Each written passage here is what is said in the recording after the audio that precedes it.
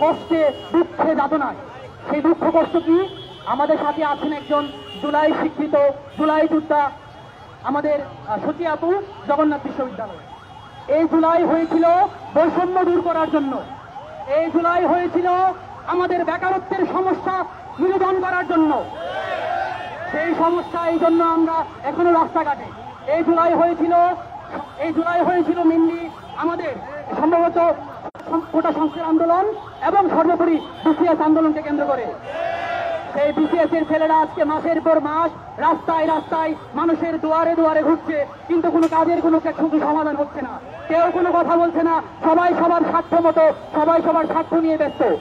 তো ভাই, আমরা একটা কথা বলতে চাই, যে আপু, সতী আপু, সে তার যে জুলাই যোদ্ধা হিসেবে খ্যাত, তার যে সার্টিফিকেট, তার যে অর্জন, সেই বৈষম্যের প্রতি রাগ করে, কষ্ট পেয়ে, দুঃখ করে সে আজকে এই বর্ণনা দিবে কেন আজকে সে এখানে উপস্থিত, এবং সবচেয়ে জিনিসগুলো দেখতেছেন সে নিজে বর্ণনা করবে এই জিনিসগুলো সে কি করতে যাচ্ছেন, কি করবেন। আমি অনুরোধ করব আপুকে সে তার এই বর্ণনা তুলে ধরার জন্য। সতী আপু।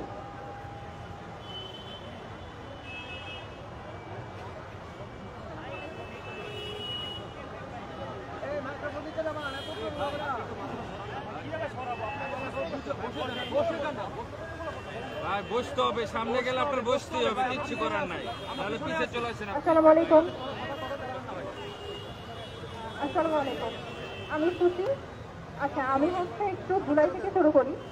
আমরা যখন জুলাই আন্দোলন করেছিলাম, আমরা কিন্তু একটা উদ্দেশ্যই করেছিলাম যে আমরা বৈষম্য মুক্ত বাংলাদেশ করব। জুলাইয়ের ইভেন যদি আপনি প্রেক্ষাপট দেখেন, আমাদের কিন্তু এই বিষয়টা ছিল যে আবু সাইদ যে মৃত্যুর মুখে দাঁড়িয়েছিল, সে কিন্তু দাঁড়িয়েছিল এই বিসিএস এর বৈষম্যতা দূর করার জন্য। কিন্তু আপনি মুগ্ধর কথা চিন্তা করেন, তারাও কিন্তু আমাদের পাশে এসে দাঁড়িয়েছিল শুধুমাত্র এই চাকরি ক্ষেত্রে আমরা বৈষম্যের শিকার হচ্ছে সেটা দূর করার জন্য। কিন্তু আজকে 1 মাস ধরে আমরা রাস্তায় দাঁড়িয়ে আছি সেই বৈষম্যের জন্য। তাহলে এই যে আবু সাইদ জীবনটা উৎসর্গ করলো, তাহলে আমাদের আসলে আমাদের যেই স্বপ্ন, আমাদের যেই বেকারদের যেই হাহাকার, যার জন্য আমরা জুলাই আন্দোলন করলাম, সেই হাহাকারের কি দাম দিবে এই রাষ্ট্র? এটা আমার আসলে এই রাষ্ট্রের কাছে একটা প্রশ্ন থেকে গেল। আচ্ছা, আমি হচ্ছে যদি জুলাইয়ের কথা একটু স্মৃতিচারণ করি, যখন 5ই আগস্ট ছিল, 5ই আগস্ট থেকে আমি মিরপুরে ছিলাম। আমি মিরপুরে কিছু চিনি না। আমরা আসলে 4ই আগস্ট বেশ কয়েকজন ফেসবুক থেকে আমার হওয়ার মতো পরিচিত কেউ ছিল না। আলটিমেটলি 10-12 জন একটা গ্রুপ করলাম। পরের দিন আমরা 4-5 জন বের হয়েছিলাম। আমরা কেউ কাউকে চিনি না। আমি ইভেন একটা ছেলেকে বলে দিচ্ছি যে ভাইয়া আপনি আমার বাড়ির সামনে থেকে আমাকে নিয়ে যান, কারণ আমি রাস্তা চিনি না। ইভেন যে ছেলেকে আমি বলতেছি আমি তাকেও চিনি না। এত কিছুর পরে এই জুলাই আমাকে আবার রাস্তায় দাঁড় করাই দিল। তাহলে আসলে এই জুলাই তো আমরা চাই নাই, এই 36শে জুলাই তো আমরা চাই নাই। আমি প্রধান উপদেষ্টার কাছে প্রথমেই বলতে চাই যে এই 36শে জুলাইয়ের পর একটা বৈষম্যমুক্ত বাংলাদেশ আমাদের হওয়ার কথা ছিল, সেই বৈষম্যমুক্ত বাংলাদেশ আমরা কেন পেলাম না? হয়েছি 47তম বিসিএস এর প্রিলিমিনারি প্রার্থীরা উত্তীর্ণ যারা হয়েছে, তারা আমাদের যেন একটা যৌক্তিক সময় দেওয়া হয় লিখিত পরীক্ষার জন্য। কেননা আপনারা জানবেন যে মাত্র 59 দিন সময় আমাদেরকে দেওয়া হয়েছে। তার মধ্যে একটা স্পেশাল বিসিএস ছিল, সেই স্পেশাল বিসিএস এর জন্য আমাদের আর 45 দিন সময় ছিল একটা বিসিএস এর লিখিত প্রিপারেশন নেওয়ার জন্য। আর লিখিত প্রিপারেশনের জন্য 45 দিন সময় কখনো কোনো অবস্থাতেই যথেষ্ট নয়। আমি একটু আগেও বিভিন্ন সংবাদ মাধ্যমে বলেছি যে আপনাদেরকে আমাদের ইচ্ছা মতো 6 মাস 1 বছর সময় দিতে হবে না। আপনারা একটা কমিটি করুন, আপনার সিলেবাস সম্পন্ন করতে কতদিন সময় লাগে আপনারা নিজেরা কমিটি করুন, তারপর আমাদেরকে সময় দিন, আমরা সেই সময়টা মেনে নিব। কিন্তু আপনার রোড ম্যাপ এই বছরের মধ্যে আপনি শেষ করবেন, এই জন্য আপনি আমাদের উপর চাপিয়ে দিবেন, এই কাজটা আপনারা করেন না। এই বৈষম্যটা আমরা মানব না। এখানে তাইকে দেখেছি তারা বুয়া দিদির মতো নিজের গায়ে আগুন জ্বালাতে চেয়েছে। আমি যেহেতু জুলাই কন্যা, আমি যেহেতু জুলাইয়ের বিভিন্ন পদক পেয়েছি, তো আমার ভাইরা যখন আমার সামনে নিজের গায়ে আগুন জ্বালাতে চাই, আমি চাই যে তাদের গায়ে আগুন জ্বালানোর আগে আমার যে পদকগুলো ছিল সেই পদকগুলোতে আগুন জ্বালিয়ে দেওয়ার জন্য। আজকে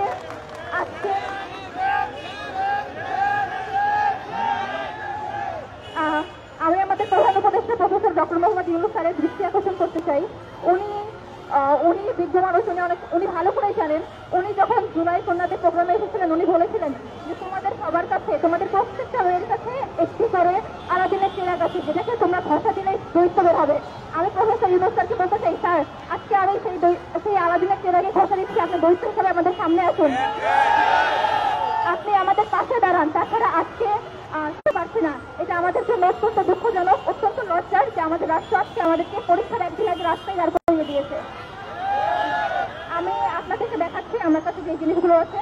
sir professor doctor Mohammad Yunus sir যদি আমাদের সাথে কোঅপারেট না করে 2 ঘন্টার মধ্যে, আমার ভাইয়েরা যদি বুয়ালিদের মতো গায়ে আগুন লাগায়, তার আগে 2 ঘন্টা পর আমরা হচ্ছে এই জিনিসগুলোতে আগুন লাগিয়ে দেবো। আপনারা একটু আপনি একটু সুযোগ দিবেন, আপনার জন্য তার যে অর্জিত পদক, এই বৈষম্য দূর করতে গিয়ে নানান পদকে নানান আঙ্গিকে ভূষিত হয়েছেন, সেটা দেখাতে পারেন। সবাই একটু গল্প করতে যাচ্ছে। হ্যাঁ হ্যাঁ হ্যাঁ হ্যাঁ, ভাই একটু মোবাইল ডাউন করি ভাই, মোবাইলটা ডাউন। এটা আমি বানিয়ে এনেছিলাম জুলাইয়ের সময়, জুলাই আন্দোলনের আগে, যেন আমাদের বৈষম্য দূর হয়। সেই একই জিনিস নিয়ে আমাকে আবার রাস্তায় দাঁড়াইতে হলো এই শাহবাগে।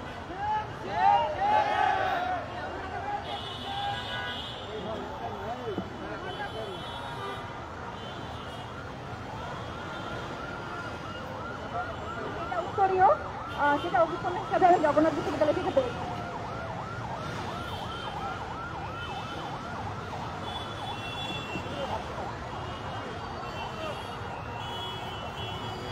জুলাই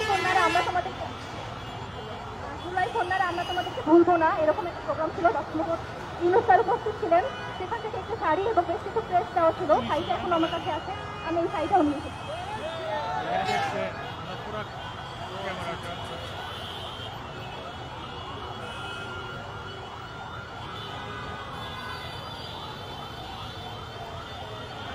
পদক আছে, সেটাও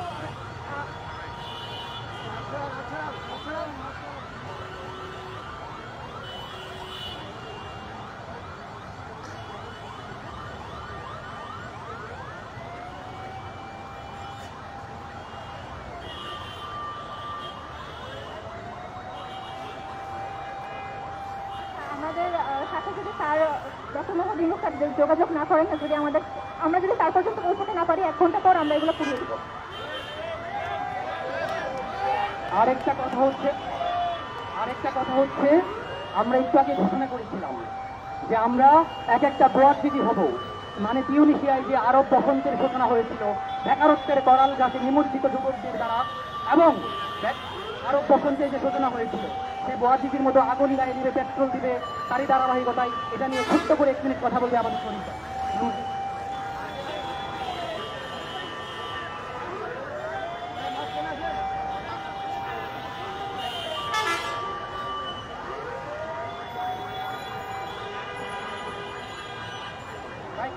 কিছুক্ষণ আগে আপনাদের আমরা জানাইছিলাম যে সচিবালয়ে আমরা কারোর সঙ্গে দেখা করতে যাচ্ছি। আমাদের এখানে পুলিশ ভাইরা আমাদের সঙ্গে মিথ্যা ছলনা করেছে, বলেছিল তারা সচিবালয়ে কোনো উপদেষ্টার সঙ্গে দেখা করাইতে, কিন্তু আমরা যাওয়ার পরে দেখি কোনো উপদেষ্টা নাই। তারা এই পর্যন্ত আমাদের সঙ্গে এরকম খেলা অনেকবার খেলেছে। আমরা যখন চেয়ারম্যানের কাছে গিয়েছিলাম, স্যার আমাদের এই সিলেবাস অনুযায়ী মাত্র 40 দিন সম্ভব না, আপনি আপনাকে যৌক্তিক একটা সময় দেন। সে আমাদের পরবর্তীতে পুলিশদের পিটিয়েছিল, সেনাবাহিনীদের পিটিয়েছিল। পরবর্তীতে আমাদের যারা ছাত্র উপদেষ্টা আছে তাদের কাছে গেছিলাম, তারা আমাদের সঙ্গে একজন দেখাই করে নাই, আরেকজন দুর্ব্যবহার করেছে। তারপরে অন্য উপদেষ্টার কাছে গেছি, তারা বলে আমার তো এটা কাজ না, তুমি এর কাছে যাও, ওই উপদেষ্টার কাছে যাও। পরবর্তীতে আমরা আসিফ নজরুল স্যারের কাছে গেছিলাম, তিনি বলেছিল তোমরা কি 15 জানুয়ারি পরীক্ষা দিতে প্রস্তুত? আমরা বলেছিলাম ঠিক আছে স্যার, আমরা 15 জানুয়ারি পরীক্ষা দিব। তারপর সে বলে, তার কিছুক্ষণ পরে বলে আমারও করার কিছু নাই, তোমরা হচ্ছে গিয়ে প্রধান উপদেষ্টা তারা এই কিছু করতে পারবে না।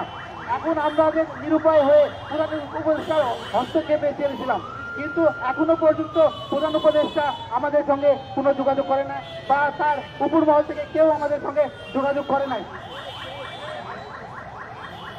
আমি কেন পেট্রোল নিয়ে ঘুরতেছিলাম আপনারা জানতে চেয়েছিলেন।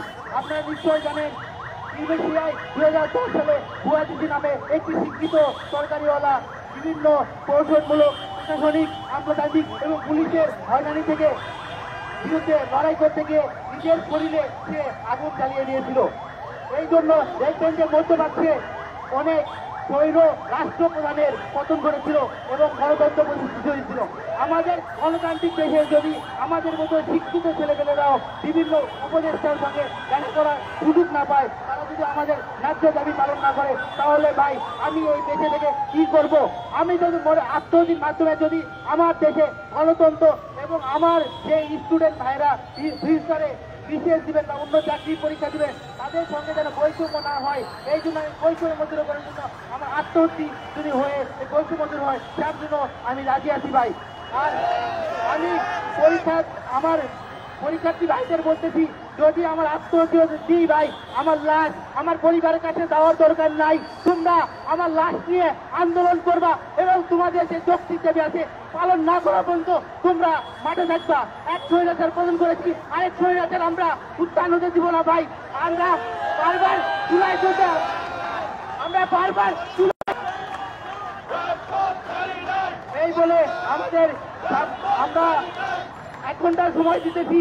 1 ঘন্টার মধ্যে যদি আমাদের সঙ্গে কেউ যোগাযোগ না করে ভাই, আমি এবং আমার সহযোদ্ধা অনেকে পেট্রোল গাড়ি দিয়ে আত্মহত্যা দেওয়ার সিদ্ধান্ত নিয়েছি ভাই। বারবারই একটা প্রশ্ন